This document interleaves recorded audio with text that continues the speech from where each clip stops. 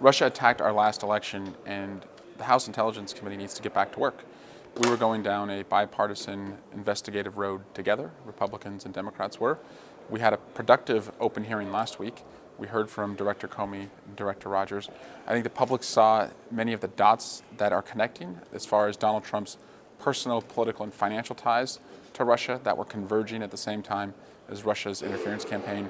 And then the chairman exited that bipartisan road when he went and worked with the White House to receive information and then brief them the next day. So we need to get back to work. And the only way to do that, I believe, is if our chair recuses himself from all things Russia. I've argued for an independent investigation, as have many other Democrats and millions of Americans. But we've also said that if the investigation is going to be done in Congress, then the House should get the investigation done. It shouldn't just be left to the Senate. So I hope that the chairman will be replaced, we'll get a new chairman, and the investigation will move forward. I'd like to think it was an aberration, and now we can move forward.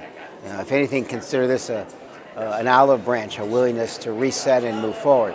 This is just absolutely critical analysis that we're undertaking right now. So his role, I believe, should be to reset. Let's get this process started again, beginning next week. Well, it's headed toward life support. I think Chairman Nunes has to make a pretty serious decision here about whether or not he wants the House to actually be involved in this, like the FBI is, like the Senate Intelligence Committee is. He has to decide whether or not we're going to be the only chamber or the only institution among all of these that's taking seriously the Russian efforts to interfere on our 2016 election. It's a very serious decision. He should recuse himself. I'm afraid that if he continues to be a part of this investigation, considering he was on the transition team, considering that he went to the White House without reading in other Democrats and Republicans, and considering that he has canceled public hearings, we can no longer be independent and credible if he remains a part of this investigation. And it's bigger than one person. No person is bigger than our democracy and understanding what Russia did to try and undermine it.